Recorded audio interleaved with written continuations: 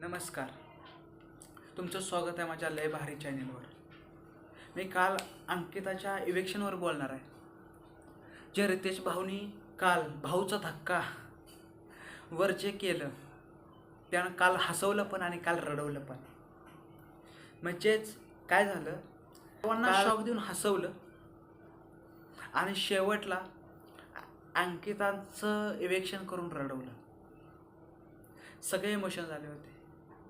तसेच डीपी भाऊ किंवा सूरज आणि अभिजित सर ह्यांचे चेहरे बघण्यासारखे झाले होते. कारण की अभिजित सर पूर्ण ब्लाइंड होते आणि डीपी दादा सर्व रडत होते. म्हणजे अंकिता ही सर्वांसंग इतकी अटॅच झालेली आहे ना की ती जाते हे ऐकल्यावर सर्वांना अश्रू अनावर झाले.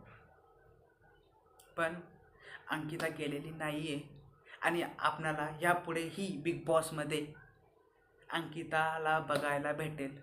आणि ह्यावेळेचा बिग बॉस मराठी एक नंबर आहे. आपले त्यात सूरज आहेत म्हणून तर आपण त्यांना प्रोत्साहन जास्त प्रमाणात देतो. चला, मी पुन्हा भेटेन अजून एक व्हिडिओ घेऊन ह्या चॅनेलवर. धन्यवाद.